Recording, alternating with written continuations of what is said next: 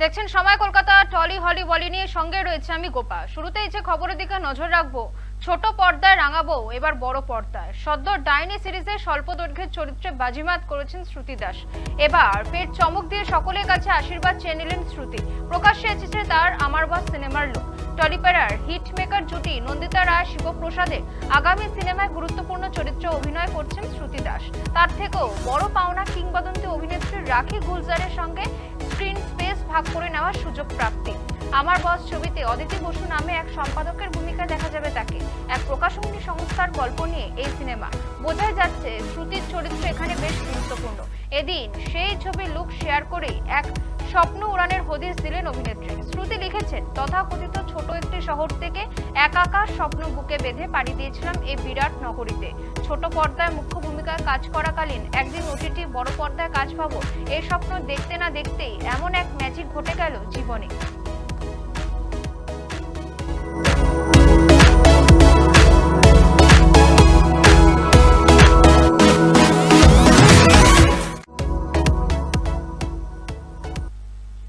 আড়াই বছর ধরে চলছে জগদ্ধাত্রী। এবার মেগা সিরিয়ালের এক গুরুত্বপূর্ণ ব্যক্তি ধারাবাহিক ছাড়লেন। কে তিনি? তিনি ধারাবাহিকের পরিচালক, অর্থাৎ সুকমল নাথ জগদ্ধাত্রীকে বিদায় জানালেন। এতদিন সুকমল নাথের হাতেই ছিল জগদ্ধাত্রী ধারাবাহিকের পরিচালনার দায়িত্ব। বলাই বাহুল্য, তিনি দারুণভাবে সেই কাজ করেছেন। দর্শকদের মনে প্রথম থেকে জায়গা করে নিয়েছে মেগা। এবার জগদ্ধাত্রী ছেড়ে দিলেন সেই পরিচালক। তিনি নিজেই সোশ্যাল মিডিয়ায় জানিয়েছেন সেই কথা। জগদ্ধাত্রী ধারাবাহিকে পোস্টার শেয়ার করে সেখানে বার্তায় সুকমল লেখেন, জগদ্ধাত্রী আমাদের সবার জন্য এক অনন্য কল্পতরু, যে শুধু স্বপ্ন দেখায় না, বাস্তবতা পূরণ করে।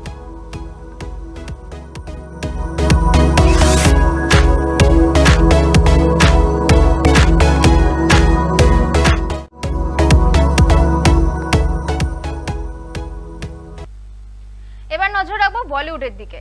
গত 14 ফেব্রুয়ারি সারা দেশ জুড়ে মুক্তি পায় ভিকি কৌশল অভিনীত ছাওয়া। সিনেমাটি ইতিমধ্যেই 500 কোটি টাকার মাইল ফলক ছুঁয়েছে। তবে হঠাৎ জানা যায় অনলাইনে লিক হয়ে গেছে ছাওয়া। ঘটনাটি জানাজানি হওয়ার পরেই এই ঘটনার বিরুদ্ধে এফআইআর দায়ের করা হয়। মুম্বাই পুলিশের তরফ থেকে জানা গিয়েছে, অভিযোগকারী ইতিমধ্যে চিহ্নিত করেছেন 1818টি ইন্টারনেট লিংক, যার মাধ্যমে এই সিনেমাটি অবৈধভাবে প্রচার করা হয়েছে। ওই ব্যক্তির অভিযোগের ভিত্তিতে নির্ভর করে এই মামলা দায়ের করা হয়েছে।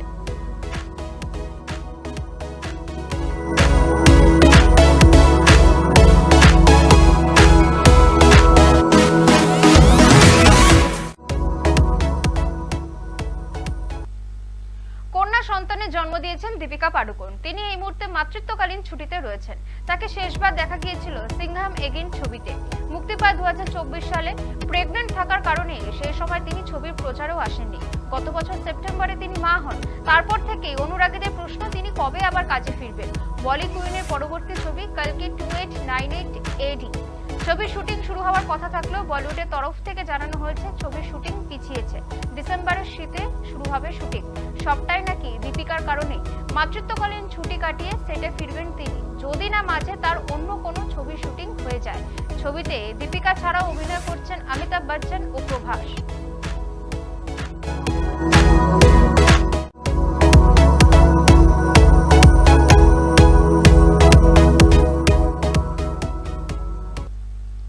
ষাট বছর বয়সে নতুন করে প্রেমে পড়েছেন আমির খান। সদ্য নিজের জন্মদিনে পার্টিতে লাইট ক্যামেরা অ্যাকশনের দুনিয়া থেকে শতহস্ত দূরে থাকা লাস্যময় প্রেমিকার সঙ্গে পরিচয় করিয়েছেন আমির খান। তার প্রেমিকা গৌরী স্প্র্যাট বর্তমানে টক অফ দ্য টাউন। আমির খানের প্রেমের খবরে যখন সরগরম বলিপাড়া, সেই আবহে আমির খানের দিদি নিখাত জানালেন নতুন স্ত্রী হিসেবে পরিবারকে মেনে নেবে গৌরীকে। রীনা দত্ত, কিরণ রাও, দুই পক্ষেরই সন্তান রয়েছে। তাদের কি মত? নিখাত জানান, আমরা খুব খুশি আমির আর গৌরীর জন্য, কারণ ওরা দুজনেই খুব ভালো মানুষ, আর আমাদের পরিবারের সকলেই চায় ওরা সারা জীবন একসঙ্গে ভালো থাকুক।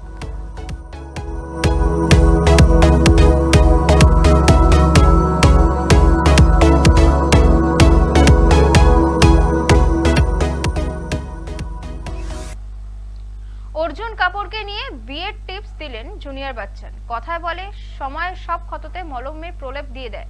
অভিষেক ঐশ্বরিয়ার ক্ষেত্রে সম্ভবত সে কথা প্রযোজ্য। জুনিয়র বচ্চন দম্পতির দাম্পত্য কলহ প্রায় বছরখানেক ধরেই চর্চার শিরোনামে। গত ডিসেম্বরে ডিভোর্সের জল্পনায় জল ঢেলে একসঙ্গে ছুটি কাটিয়ে মুম্বাই ফিরেছেন তারা। এমনকি মেয়ে আরাধ্যা বচ্চনের স্কুলের বার্ষিক অনুষ্ঠানেও দম্পতিকে এক ফ্রেমে দেখা গিয়েছে। এবার নিজের দাম্পত্য কলহ মিটিয়ে অর্জুন কাপুরকে বিয়ের টিপস দিলেন অভিষেক বচ্চন।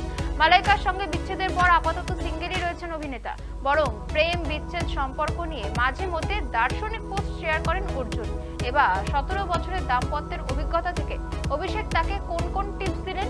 বলিউডের এক পুরস্কার বিতরণী অনুষ্ঠানে হাজির ছিলেন অর্জুন অভিষেক।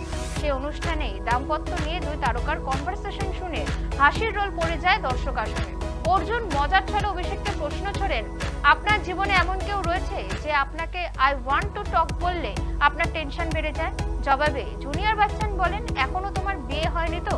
যখন হবে তখন এই উত্তর নিজে থেকেই পেয়ে যাবে। এখানেই অবশ্য থেমে থাকেননি অভিষেক। তিনি আরো বলেছেন, স্ত্রী যখনই ফোন করে তোমাকে বলবে আমার কিছু কথা আছে, বুঝে নিও বাবা তুমি বড়সড় সমস্যায় পড়তে চলেছো। অভিষেক অর্জুনের এহেন রসিক কনভারসেশন শুনে হেসে গড়িয়ে পড়েন দর্শকরাও।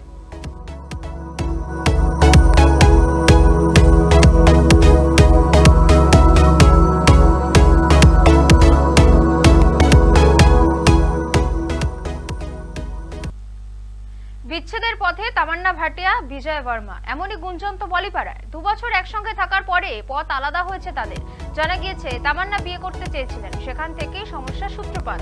বিজয় নাকি এই মুহূর্তে বিয়ে করে থিতু হতে প্রস্তুত নন। যদিও বিচ্ছেদ নিয়ে বিবৃতি দেননি দুজনের কেউই। এই জল্পনার মাঝে ব্যক্তিগত জীবন নিয়ে মুখ খুললেন তামান্না। বলেন সে মানুষজন খুব ভালোবাসে, মানুষের সঙ্গে তার খুব ভালো লাগে। বিমানবন্দরে হঠাৎ এক ভদ্রলোকের সঙ্গে দেখা হয়েছিল, তখন বিমানবন্দরে অন্যদের সঙ্গে ছবি তুলেছিলাম, আমার ভালোই লাগছিল সকলের সঙ্গে ছবি তুলতে। সে ভদ্রলোক নাকি তামান্নাকে বলেছিলেন, শুনুন আপনাকে ছবি তুলতে দেখে আমি ক্লান্ত হয়ে গিয়েছি, আপনার ক্লান্ত লাগছে না? তখন তামান্না উত্তরে সেই ব্যক্তিকে বলেছিলেন, এই কাজ আমি নিজে বেছে নিয়েছি, আমি মানুষের মধ্যে থাকতে ভালোবাসি। অভিনেত্রী আরো জানান, অচেনা মানুষের সঙ্গে কথা বলতে তিনি ভালোবাসেন। তার কথায় অচেনা মানুষের সঙ্গে কথা বলার এক্সপিরিয়েন্স খুব সুন্দর।